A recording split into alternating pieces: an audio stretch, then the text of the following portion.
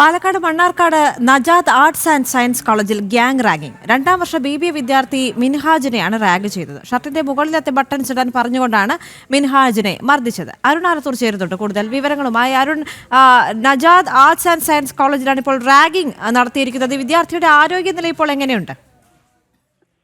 വിദ്യാർത്ഥിയുടെ ആരോഗ്യനിലയ്ക്ക് മറ്റ് കാര്യമായ പ്രശ്നങ്ങളില്ല എന്നുള്ളത് തന്നെയാണ് ആശുപത്രിയിൽ നിന്നും ലഭിക്കുന്ന വിവരം. പാലക്കാട് മണ്ണാർക്കാടാണ് ഇത്തരത്തിൽ സീനിയർ വിദ്യാർത്ഥികൾ ജൂനിയർ വിദ്യാർത്ഥിയെ മർദ്ദിച്ചത്. Nellipuzha Najath arts and science കോളേജിലെ 2ാം വർഷ BBA വിദ്യാർത്ഥിയായ മുഹമ്മദ് മിൻഹാജിനാണ് മർദ്ദനമേറ്റത്.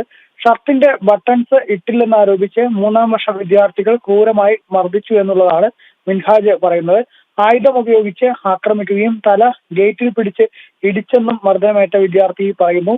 വിദ്യാർത്ഥിയെ വിദഗ്ധ ചികിത്സയ്ക്കായി സ്വകാര്യ ആശുപത്രിയിലേക്ക് മാറ്റിയിട്ടുണ്ട്.